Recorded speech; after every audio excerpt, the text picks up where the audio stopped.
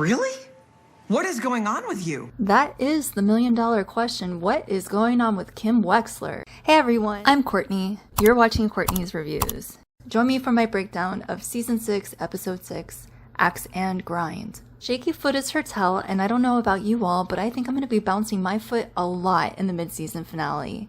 We get some illuminating history on Kim. She reaches a literal turning point. Lalo gets the information he needs. Howard's wife rejects his peace offering.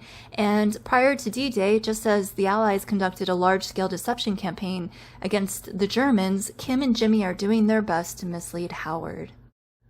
I want to begin by looking at the opening scene with Kim and her mother. I've been eager for more backstory on Kim, and I'm so glad we got this, and I have so many thoughts about this scene. The only other flashback scene we've ever had of Kim is with her mom, and that comes from Wexler v. Goodman back in Season 5.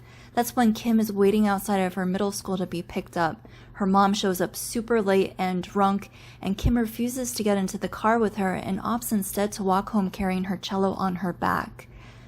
The lack of personal photos in Kim's apartment tells the story of someone who is trying to gain as much distance from her past, and that scene in Wexler v. Goodman gives us a good sense as to why. When Kim tells Mr. Acker, "I've never owned a house. My family never owned one either. We never owned anything. When I was little, my mother used to shake me awake in the middle of the night, yelling it was time to go. She was always one step ahead of the landlord." we get a better understanding of the type of person her mother was, a con artist grifter. This scene opens up on a back storeroom sometime in the 80s, and the bouncing foot establishes this is a flashback to Kim's past. Her mom is led into the room by Mr. Pearson, who has detained Kim for trying to steal a pair of earrings and a necklace. Her mother verbally reprimands Kim for stealing and puts on a big show for Mr. Pearson. She comes across as your average PTA mom trying to raise a well-disciplined, honest child, but knowing what we know about her, I thought it was suspect from the beginning. There's a lot of interesting dialogue that happens in this scene that reminds me of many other scenes that we've already seen in the series, including some from Wexler v. Goodman. For example, her mom says, "Well, Kim, you heard Mr. Pearson. Are you going to do it again?" "No."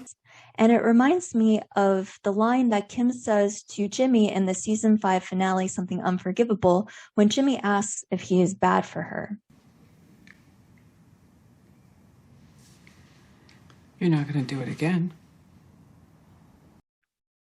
As a sidebar, I don't think Kim really believed this when she said it. Looking back a few episodes to Wexler v. Goodman, Kim and Jimmy argue following the scene where Jimmy played her in the Mesa Verde meeting. All right, it will never happen again. That's a lie. Well, I swear, it won't. Look me in the eye and tell me it'll never happen again. You can't. I don't believe you. You don't believe yourself. It is a lie. You lie. I lie. But then she ends up proposing to him. Let's table that for a minute and return to the performance that Kim's mom puts on. Not only did it remind me of the scene in Winter following Jimmy's reinstatement hearing. I knew you could do it. I knew you That had was it in so you. I great. mean, yes, they have to reinstate you. Right? They just Yeah, have did to. you see those suckers? That one was crying. He had actual tears. But it's also reminiscent of a scene that we get later in this episode between Kim and Cliff. I wouldn't be here today if it wasn't for Howard. I wouldn't be an attorney. I wouldn't have met my husband. I owe Howard and HHM a lot. The apple did not fall far from the tree. Kim learned from the best. As Kim and her mother walk outside, Kim takes her mom's hand, a gesture in stark contrast to the only other flashback we have when she refused to get in her mother's car. Her mom giggles and mocks Mr. Pearson for believing her story. Nip it in the bud. And again, this reminds me of the scene from Winter, when Jimmy laughs at how he duped them all. so lucky. I have this letter. God, And just as Kim was left stunned then, we see her drop her mother's hand at that moment, and it occurred to me that perhaps Kim wanted to get in trouble. She was maybe desperate for her mom's attention and for her guidance and her discipline, any attention. In the car, her mom reveals that she stole the earrings and necklace Kim tried to lift, and we see that these are the same earrings that Kim always wears.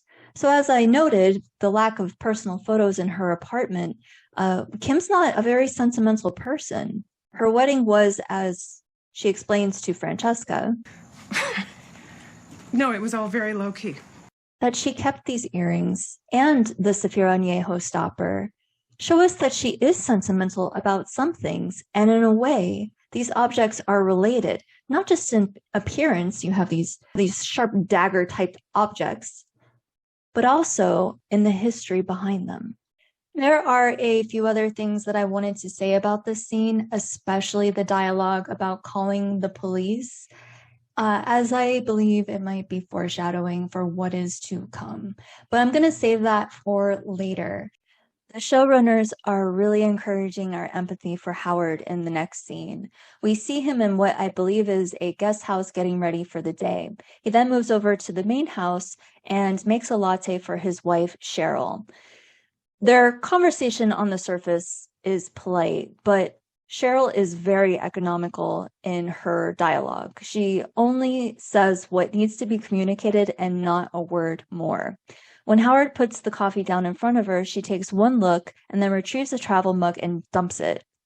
So much for his peace offering. Duly noted. He lets her know that things are starting to escalate with Jimmy, so if she hears anything, not to believe it. He's handling it.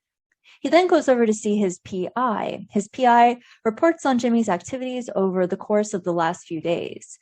He has a photo of Jimmy withdrawing roughly $20,000 from the bank. Now, we know that Jimmy has cash on hand at home. In my breakdown of Black and Blue, I speculated that perhaps Jimmy and Kim were playing a much longer con. Howard even says that it's almost like they want to get caught, that all roads lead back to Jimmy, and I agree. I think this was all part of the plan.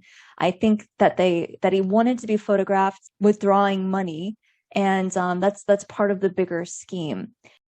So it occurred to me that not only did they want Jimmy to get photographed withdrawing the funds, but it's also possible that they hired the PI who's following them.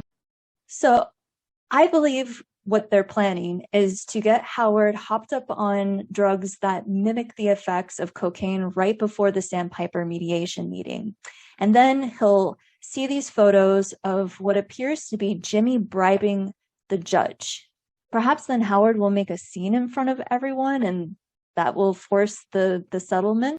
We then get to see what Lalo is up to, and as I predicted in my last breakdown, that he would either go for Kai or Casper. He goes for Casper, which makes more sense because Casper was the one who seemed to be really torn up over Werner's death, and would make sense that he would order a little memento to send to Margareta.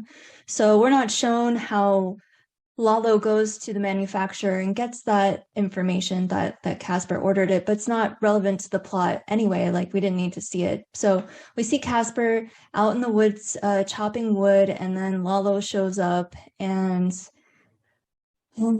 Lalo, presumably he gets what he has come for. We then get to see how Francesca has been decorating the office, and Jimmy sidebars with her in the alleyway and forces her to call HHM and request the dial-in information for the mediation meeting for her mother at Amarillo. So when they come back inside, they discover that the client is treating poor Francesca's water feature as a urinal, and they probably should have just left the toilet in there. Tyrus then visits Mike at the laundry and says that Gus wants to pull the guys from Alameda to put them back on Mike's house, and Mike says that's not going to happen.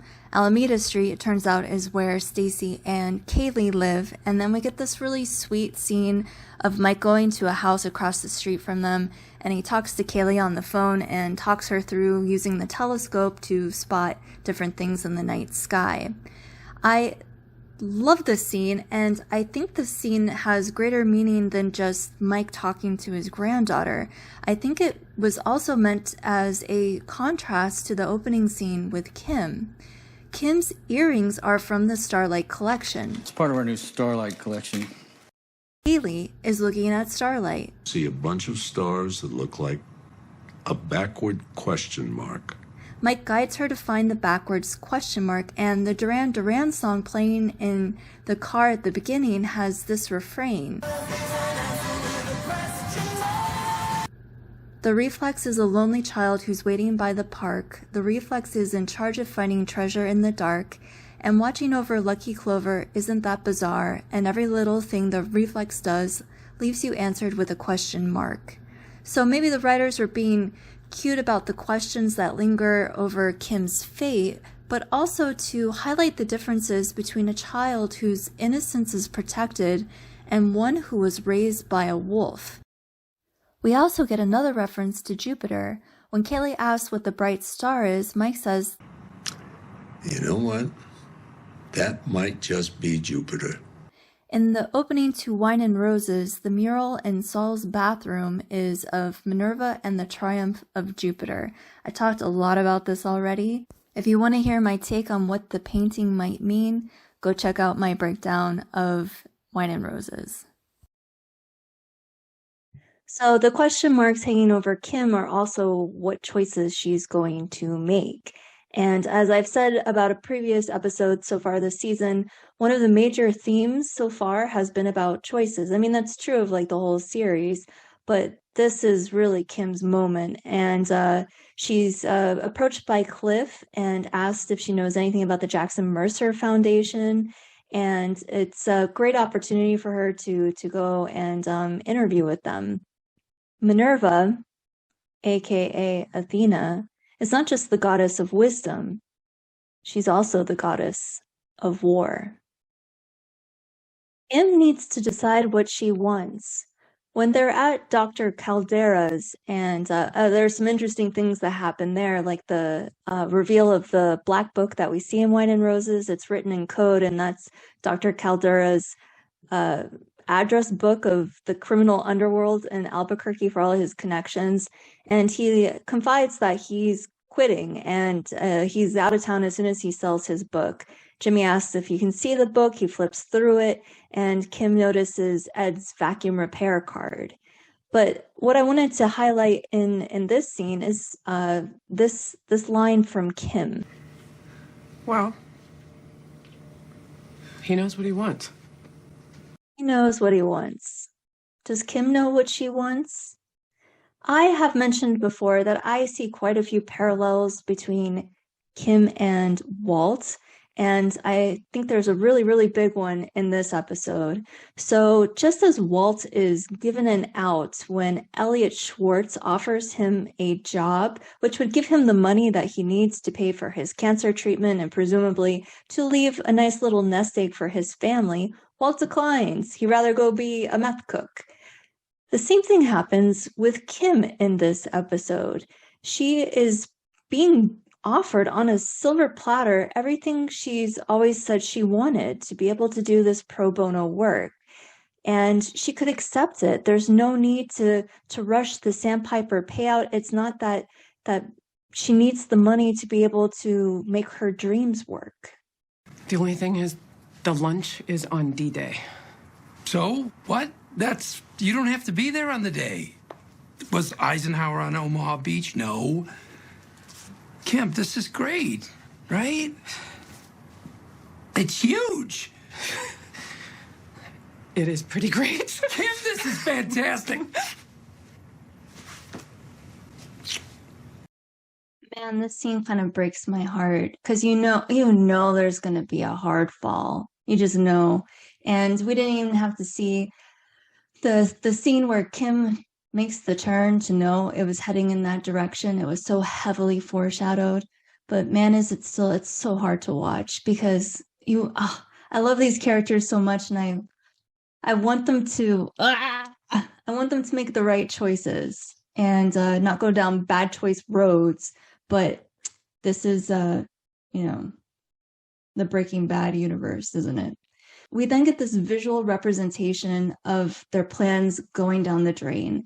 And when I was watching this, I was watching with a couple other people, and we literally all groaned when it came back from commercial and we see this swirl down the drain, because like it's their plans, it's their lives. It's open to interpretation what it is, but it's no bueno, right? It's not good. You don't want to see things swirling down the drain. They then go over and Kim hands the pen to Jimmy to check off the last item on their well, you've heard of dream boards. This is a scheme board. You get a lot of really interesting things on this scheme board, as I've been calling it. You see the little magnifying glass and the justice scales, a camera, an eyeball, T-1, all those things have been ticked off. And then you see D-Day and the mushroom cloud. And then on the second row, you get casting, the viola, which stands for when Kim met with Viola. Double question mark. I think that's this guy, the body double, or the double for the judge. BPM, that's beats per minute. They were looking for a drug that would raise heart rate, and that's what they get from the vet. A cell phone, which I'm not sure what that's about. I may have missed something. If anyone knows what that's about, if I missed it, let me know. And then you see on the third row, SF or ABQ, Santa Fe or Albuquerque. I think that means they weren't sure where the mediation meeting was going to be held, maybe. Making face putty, maybe, Red Bull, and then the yellow one under the cell phone, that's the code, the dial-in code that Francesca got when she called into HHM. You see a $sign, then you see something that says drug trial, HHM, you got a little mustache, timing 25 minutes, and then the blue one in the bottom says delivery, how, ? So I think the magnifying glass plus the casting on the far left is evidence to support perhaps the theory that they hired the PI. So that would be the detective, and then maybe they held a casting to find that detective, or it could mean casting for the judge that they hired. I'm not really sure what that might mean there. But the dollar is getting the $20,000 withdrawal, or at least to make it look like they were getting the $20,000. And the photos most likely references the photos of Jimmy giving the bribe to the judge. And the delivery how is the one that I'm a little stumped on. I'm not sure if they're questioning how they're going to deliver the drug to Howard. I believe it's a topical drug based on what Jimmy said while he was at the vet about how it felt. But it could also refer to delivery of those photos to Howard if his PI is legit, which is one of the other reasons why I think they might have hired the PI that is following them. After Kim crosses out T1, because Jimmy doesn't cross it out, he lets her do it, he suggests that they go out. Hey, let's go out. Out where? Omaha Beach.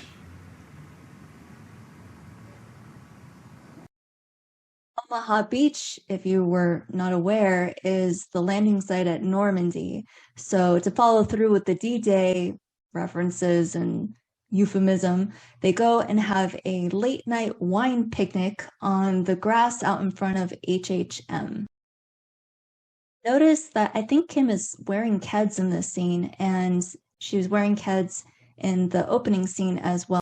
Next morning, D-Day, as they're leaving the apartment, we get this shot. It's the same shot behind me, and it's in the world, or in the language of cinema, it is as though the gods have X'd out their plans. It's like their scheme board. It's saying, not gonna happen, not gonna happen. So there's actually a bunch of X's in this image, but I'll actually put up the real image now so you guys can see without me in front of it.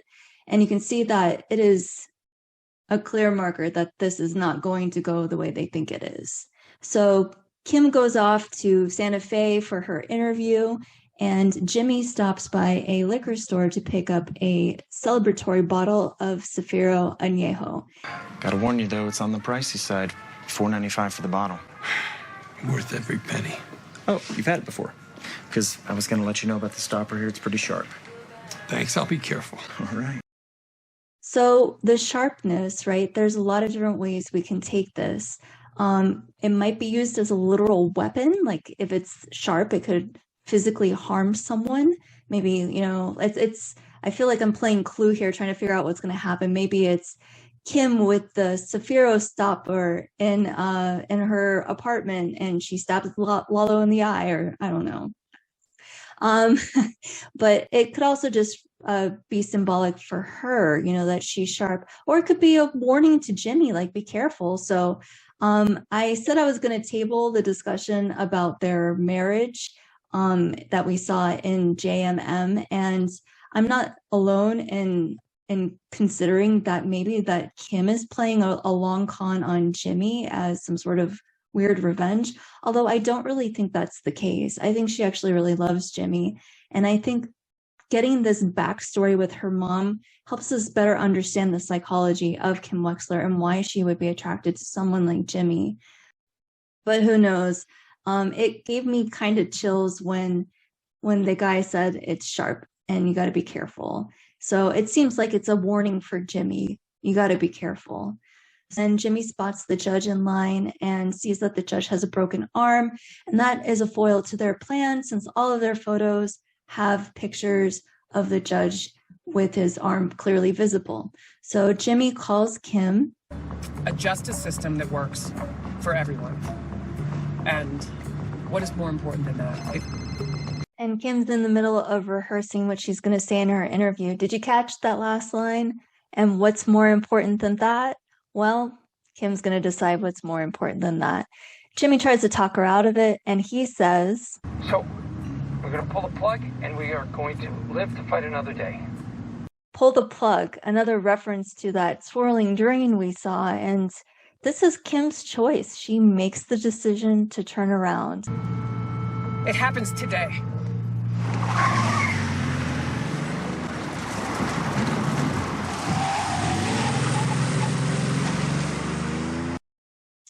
Darn those bad choice roads. So disappointed, but we all knew she was going to turn around. We knew it. So it's almost like she had a devil and an angel on her shoulder, right? So, and it's the battle of good and evil in Kim, because there's so much good in her, like her desire to do pro bono work. But clearly there's also this darkness in her that enjoys the con. She's throwing away an opportunity to go play a scheme with Jimmy. And I don't think this is going to end well for her. I mean, it doesn't take a crystal ball to know that. It's not going to end well for Kim. And as I've been saying in all of my breakdowns, I think she's going to be imprisoned. And I think this episode really strongly supports that theory. And especially the dialogue at the beginning with her mom, as her mom is talking to the store manager. And he says that normally we would call the police if the merchandise was over $20. And her mom says, The police. You know what? Maybe that's for the best. Nip it in the bud. I mean, protecting her from the consequences of her own actions. Do have some... And then her mom says, She's going to wish we called the police. So maybe that's actually foreshadowing that it'll be something worse than imprisonment. Well, that's all I got for this breakdown. I have many more ideas about this episode and many more ideas about where it's headed, but I'm going to end it here for now. So as always, thank you so much for watching. If you like this content, subscribe, please leave me a like and drop a comment. I'll see you next time.